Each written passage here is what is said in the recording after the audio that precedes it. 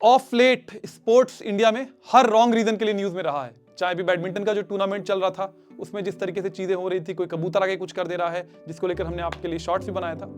और अब इंडिया में भी ICC T20 world cup India host कर रहा है। पिछली बार इंडिया ने टूर्नामेंट जीता था और बांग्लादेश ने इस टूर्नामेंट में पार्टिसिपेट करने से मना कर दिया है और बांग्लादेश के बजाय स्कॉटलैंड को रीइंस्टेट कर लिया गया है।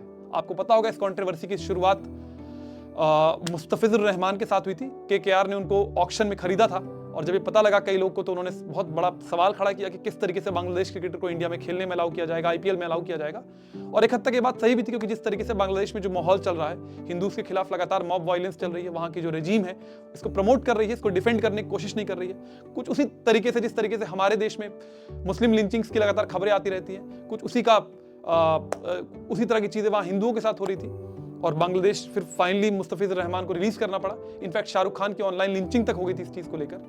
और उसके बाद बांग्लादेश क्रिकेट बोर्ड ने कहा कि हम इंडिया में अपने प्लेयर्स को भेजने में सही नहीं महसूस करते, हमें लगता है उनकी सिक्योरिटी का सवाल है, उनकी सेफ्टी का सवाल है। क्योंकि पाकिस्तान, उन्होंने कहा कि जिस तरीके से पाकिस्तान को अलाउ किया गया है कि पाकिस्तान अपने मैचेस जाके कोलंबो में खेले, श्रीलंका में, क्योंकि पता होगा आपको पाकिस्तान इंडिया नहीं आ रहा है आईसीसी टूर्नामेंट खेलने के लिए, आईसीसी T20 वर्ल्ड कप खेलने के लिए। इनफैक्ट अगर फाइनल और सेमीफाइनल में पाकिस्तान पहुंचेगी तो भी उसके सारे मैचेस श्रीलंका में होंगे, इंडिया में नहीं होंगे। तो बांग्लादेश ने भी यही मांग की, लेकिन बांग्लादेश पाकिस्तान नहीं है। क्रिकेट हिस्ट्री के लिहाज से, इकोनॉमी के लिहाज से, व्यूअरशिप के लिहाज से बांग्लादेश की वो औकात नहीं है अगर कहा जाए तो। फिर इंडिया ने अपना मसल दिखाया कि भाई खेलना है तो खेलो, वरना तुमको बाहर कर देंगे। उनको बाहर कर दिया गया है, स्कॉटलैंड को रीइंस्टेट कर लिया गया है। कई लोग इस पे ऑनलाइन बिग ब्रदर एटीट्यूड दिखा रहे हैं, कई इंडियंस कि अरे दिखा दिया बांग्लादेश को, उनको तबाह कर देंगे, उनके क्रिकेट को बर्बाद कर देंगे। और हो सकता है कर भी दे, क्योंकि बांग्लादेश क्रिकेट को इसका खामियाजा भुगतना पड़ेगा।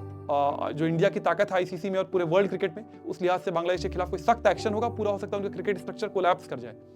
लेकिन अगर आप उनकी जहां पर खड़े होकर देखें एक बार, अगर आप नेशनल प्राइड के लिहाज से देखें, तो अभी 2 महीने पहले जो एशिया कप में हो रहा था कि हम पाकिस्तान के साथ पहले 1 महीने पहले लड़ाई लड़ रहे थे, फिर क्रिकेट खेल रहे थे, क्रिकेट में कहते हम हाथ नहीं मिलाएंगे, कोई सेलिब्रेशन कर रहा है, बंदूक दिखा रहा है, उससे अच्छा तो यही था कि उन्होंने खेलने आने से मना कर दिया। उन्होंने they showed balls, they showed courage, और अपने प्राइड को उन्होंने, भले इसकी कोई भी कीमत उन्हें चुकानी पड़े, अपने प्राइड को उन्होंने रिस्टोर किया है एक हद तक मेरे लिहाज से। अगर आप क्रिकेट या स्पोर्ट्स और पॉलिटिक्स को मिलाएंगे तो हम यहीं पहुंचेंगे। या दोनों को मिला के रखना है तो ऐसी ही चीजें होंगी, ऐसे नतीजे आएंगे, या दोनों को अलग अलग रख सकते हैं।